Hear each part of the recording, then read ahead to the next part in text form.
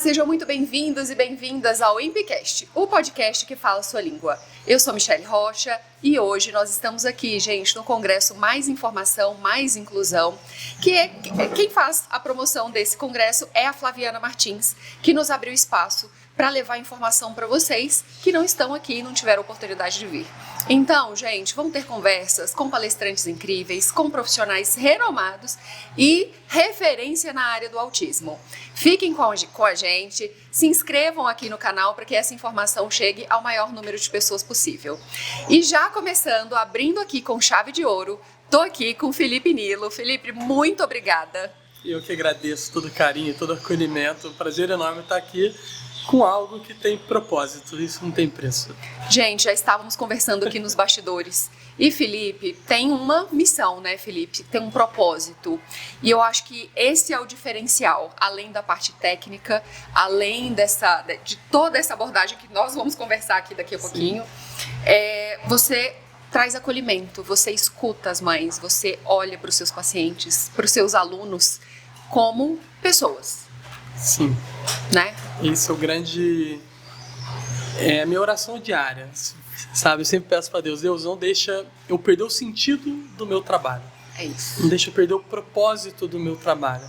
Porque a gente sabe que conforme vão passando os anos, nós vamos tendo mais atendimentos, tudo.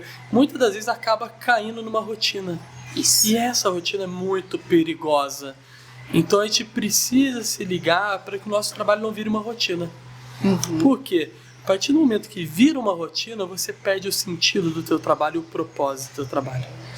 Então, assim, hoje nós temos como objetivo no nosso espaço, de fato, acolher as famílias, acolher as mães, acolher as crianças, os jovens, os adultos, os pais, os avós, acolher todos, para que todos se sintam de fato pertencidos, para que todos se sintam acolhidos. Esse é o propósito nosso, né? Sempre. Felipe, você é professor de artes marciais. Isso. Conta um pouquinho como é que foi essa sua trajetória até começar a atender pessoas atípicas. Ah, legal. Eu comecei muito cedo, né? Eu comecei muito cedo no judô, depois eu migrei pro jiu-jitsu, né? Eu vou resumir aqui que a história é longa. Migrei pro jiu-jitsu, né? Comecei a competir, conquistei vários títulos nacionais, internacionais, e depois eu migrei pro MMA, né? Olha que legal. Cheguei a fazer várias lutas de MMA, treinava uma das melhores equipes de MMA do mundo, né? Na época, que era a Tino Nogueira, e me destaquei muito dentro desse cenário do MMA, até que em 2013 veio a crise no Brasil, né? E quando veio a crise, a primeira coisa que as empresas fazem é corte de patrocínio. Sim. E do dia para a noite eu me vi sem R$1. Falei, caraca, e agora? E decidi voltar a dar aula, que eu dou aula para criança desde que eu tinha 15 anos, né? Uhum. Porque eu não tinha dinheiro para pagar minha mensalidade, eu dava aula para ganhar minha mensalidade. Legal. E quando eu voltei a dar aula, no dia que eu voltei a dar aula, eu me deparei com uma criança autista no meio do meu grupo. Eu não conseguia fazer nada. Não tinha conhecimento nenhum de autismo, né? E ali eu me senti muito incomodado de ver que eu era um professor que não sabia nem que eu era autismo e não estava conseguindo incluir. E eu fui ler um pouco sobre autismo, né, para poder entender, para ajudar aquele aluno meu. Uhum. Quando eu fui ler um pouco, eu acabei me encantando pelo autismo. E a partir dali comecei a desenvolver trabalhos, métodos, né? Nós somos os pioneiros no Brasil e no mundo a desenvolver um trabalho 100% voltado para o autismo através da prática das artes marciais, né? Legal. E comecei a dedicar muito para essa área, até que chegou um momento que eu tive que me posicionar entre o alto rendimento e o autismo, e eu me posicionei por um lado do autismo, né? Legal. Que é o meu propósito de vida. Então já são mais de 11 anos atuando na área das artes marciais e autismo. Legal, legal. É inspirador, né? É uma luta. Porque é uma luta. É uma luta. É literalmente. Literalmente. Felipe, quais foram os maiores desafios que você enfrentou nessa sua jornada? Né? O primeiro desafio foi o desconhecimento. Né? Se deparou com uma criança autista, não sei o que fazer. Esse foi o primeiro desafio. Daí as coisas começaram a funcionar, e aí? Teve mais desafios? Vários, nossa, poderia fazer aqui umas 2 horas só de desafios, né? Para mim, o maior desafio foi ter que me desconstruir. Legal. Desconstruir a minha faixa preta. Eu falo que eu tive que ter humildade de pegar minha faixa preta, tirar da cintura, amarrar a faixa branca na cintura e reaprender novamente. Olha só. Desconstruir foi um grande desafio. Por quê? A gente sempre busca a excelência técnica, a gente sempre tem aquela questão do respeito. No meu tatame eu mando, no meu tatame não pode pisar de tênis, no meu tatame chegou atrasado, vai pagar 10. Tem muito isso. Um aluno cuspir na minha cara, tá expulso da minha academia. Né? Um aluno me morder, eu limpar aluno, trocar fralda de adolescente. Sou faixa preta, sou brabo. Nunca, né? Sim. Então eu tive que me desconstruir todo, de fato, para que eu pudesse entender e reaprender a dar aula. Eu falo que eu tive um dos maiores desafios foi esse: reaprender a dar aula, reaprender a ensinar, reaprender a incluir, aprender a olhar para a individualidade de cada um, olhar para a capacidade e para o potencial de cada um, que todos têm potencial, mas os nossos potenciais são diferentes. Legal. Então a gente fica muito, embola muito assim, o potencial é esse. Não, cada um tem o seu potencial. Sim. Então a gente precisa olhar para a individualidade e para o potencial de cada indivíduo. Então desconstruir foi o maior desafio que eu enfrentei, sem sombra de dúvidas. Me desconstruir como profissional. Eu sou formado por 2 escolas de artes marciais, assim, muito doutrinárias, muito corretas, muito antigas, muito rígidas, né? Que eu tive que desconstruir tudo isso, né? Legal. Então esse foi um dos desafios também. E os outros desafios é o dia a dia que vai lidando, né? As famílias. Os haters. Nossa, tem muitos, meu Deus. Eu tive hater, pra você ter ideia. Imagina falar de artes marciais e autismo há 11 anos atrás. Uhum. Onde só se olhava pro alto rendimento, né? Uhum. E quando eu comecei, eu não quero que meu aluno execute ali uma técnica perfeita. Eu quero ver ele no tatame. Eu quero ver ele se divertindo. Teve confederações me perseguindo, federações, grandes mestres assim, do mundo das artes marciais, tentando caçar minha faixa preta. Sim, esse foi o nível. Daí, mas o bacana é o quê? Que eu sou muito persistente. Muito. E eu falei, cara, continua tentando aí, porque assim, questionar o que eu faço, ninguém vai. E hoje, essas mesmas federações, confederações, mestres, são meus alunos. Olha. Fazem minhas formações, Legal. do curso para eles. Então a gente conseguiu que, se eu tivesse desistido há 11 anos atrás, a gente não estaria abrindo oportunidades hoje, não só no Brasil, mas no mundo todo, para os autistas. Sim. Poderem estar dentro de um esporte, podendo estar dentro de uma atividade. Sim. Você pega, por exemplo, hoje, Emirados Árabes. Os Emirados Árabes, o jiu-jitsu é grade curricular das escolas. Não é extracurricular, não. Curricular, é matéria. Olha. É matéria. Os professores hoje dessas escolas dos Emirados Árabes, todos possuem minha formação. Olha, que legal. De inclusão. Hoje, para você ter ideia, eu tenho professores em 42 países.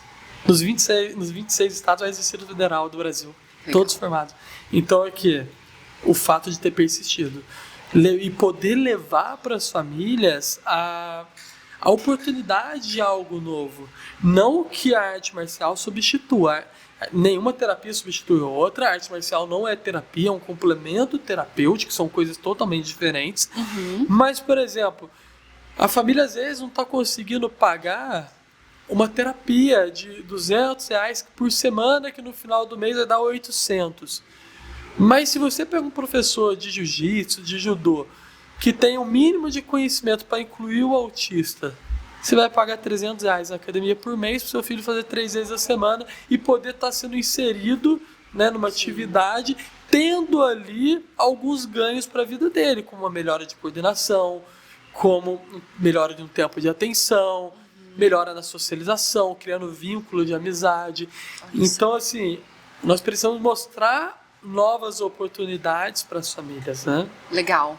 E a sua fala é muito importante dessa desconstrução, porque às vezes a gente tenta trazer tanto aquele arcabouço técnico, porque eu conheço, e a criança tem que fazer aquilo que eu quero que ele faça. Sim. E acaba perdendo um pouco né, do desenvolvimento daquela criança, do olhar individualizado. Ele segue um objetivo meu e não dele. Né? Isso é um ponto muito delicado de ser quebrado. E precisa. E né?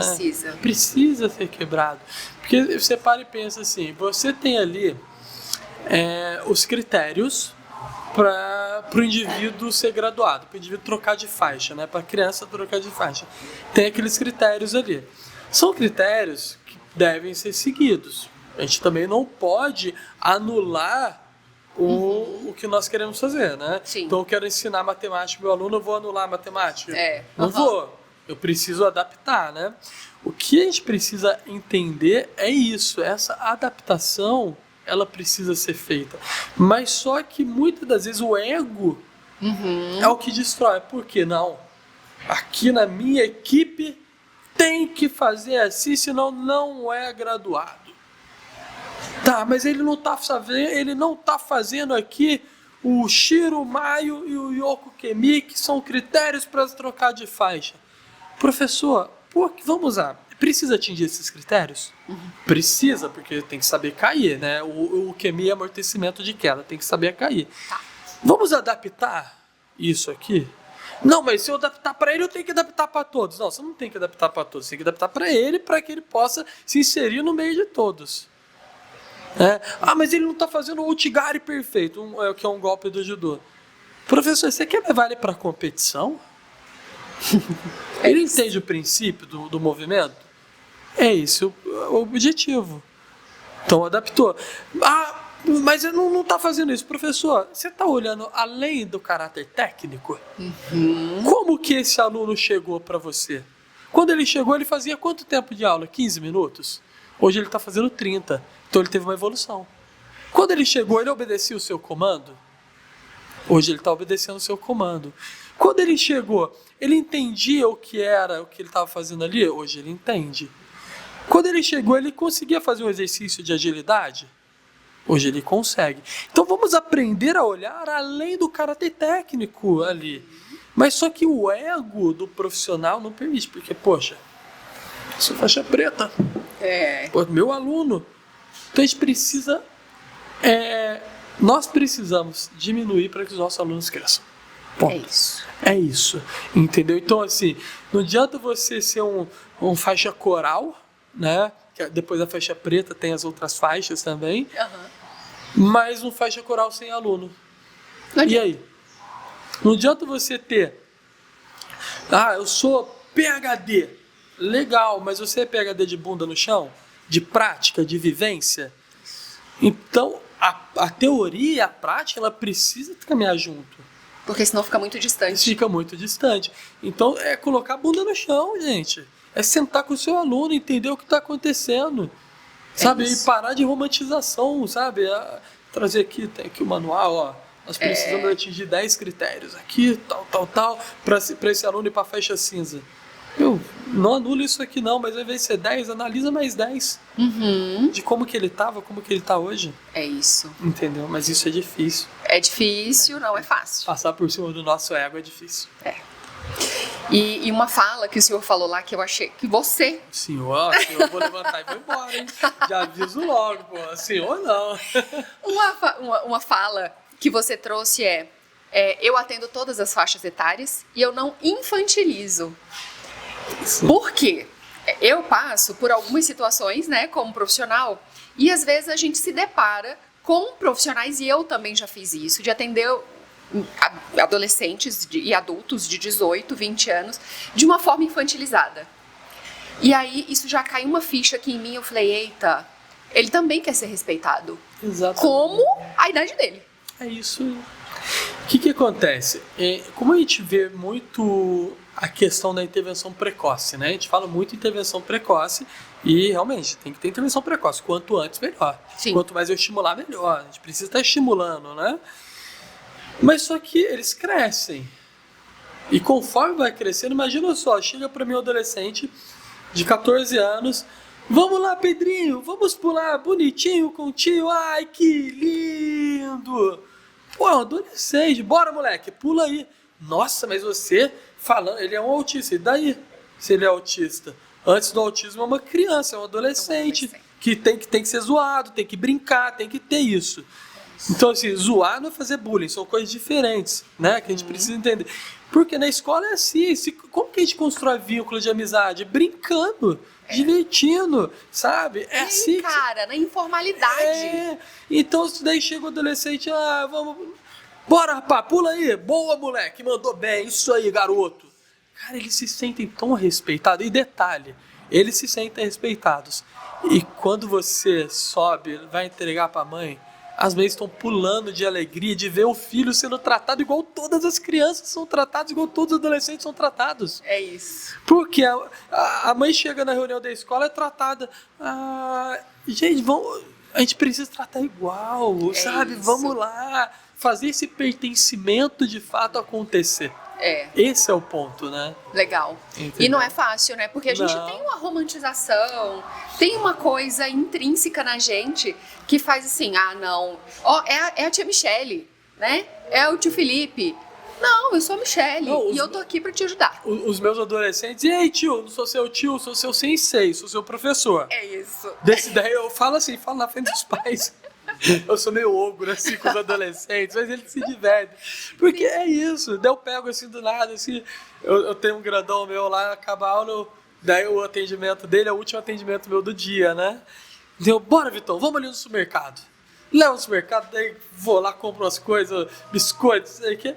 Cara, se sente como? Feliz, amadão, divertido, assim, pertencido, respeitado. Então, assim, a gente tem que ter esse cuidado.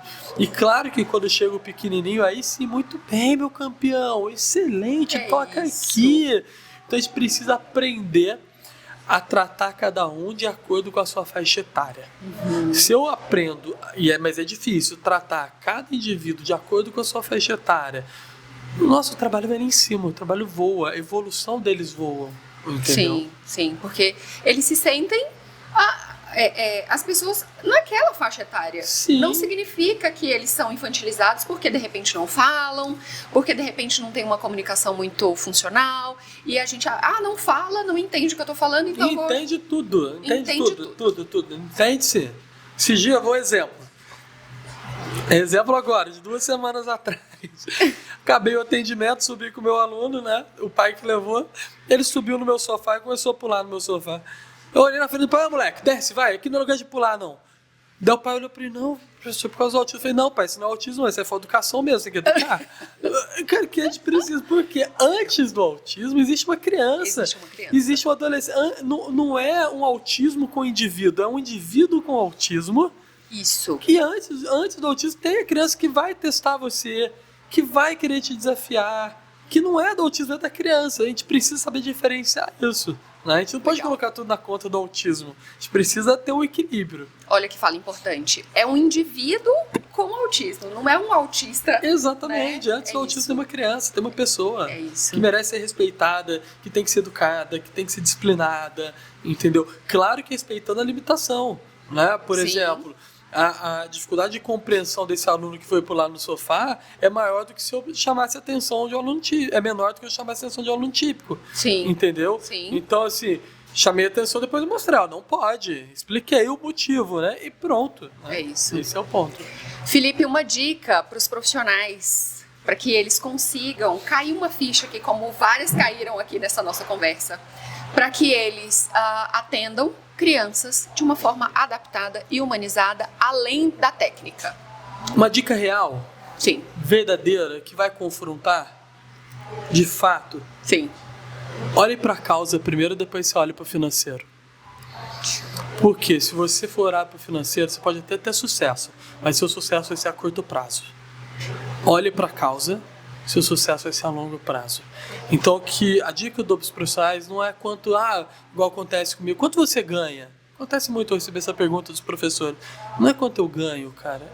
É quanto você pode fazer por essa criança, por esse indivíduo. Então, a dica que eu dou para os profissionais é: olhe para o trabalho com individualidade, olhe para o trabalho com amor, com compreensão, queira transformar a vida dessa criança e a consequência que é o financeiro vai vir. Ótimo. Então, essa é a dica que eu dou. E o encorajamento para as famílias, para buscarem tratamentos complementares, como, por exemplo, o exercício nas artes marciais, entre outros. Não tenham medo de encarar os desafios. Não tenham medo. Mas e se eu colocar o meu filho na luta e ele ficar agressivo? Não vai. Apenas busque um profissional que saiba o que está fazendo, que queira fazer a diferença na vida do seu filho. E a gente sente quando o profissional ele quer fazer a diferença na vida do seu filho. Então não tenha medo, busque, lute mesmo. É literal, vista a luva e lute, porque é o que nós precisamos, lutar, né? De fato, encarar, não tenha medo, e eu tenho certeza que os resultados vêm. Ótimo. Felipe, muito obrigada. Eu que agradeço. Muito obrigada por estar nessa causa, muito obrigada por lutar por essa causa, porque eu acredito que é uma luta diária ali, todos os dias. Não é só um leão que se mata por dia, né? São vários. São vários. Então, assim, pela comunidade autista, eu agradeço muito por ter você falando sobre isso, trazendo toda essa paixão, esse propósito e essa praticidade, né? Eu trato os meninos como eles devem ser tratados. Sim. Claro que dentro de cada ali naquela flexibilização e adaptação. Mas eles são seres humanos, eles são um indivíduo com autismo. Exatamente. Muito obrigada. Eu que agradeço. Um forte abraço para todos vocês. Gente, incrível aqui esse bate-papo. Eu acho que vamos ter outros bate-papos, porque aqui tá muito curtinho. Vou levar Felipe para Brasília pra gente ter um pouquinho mais de informação, porque tem muita coisa para se falar por aí. Sim. E fiquem com a gente que vão ter novos convidados, outros convidados para falar aqui com a gente. Até daqui a pouquinho.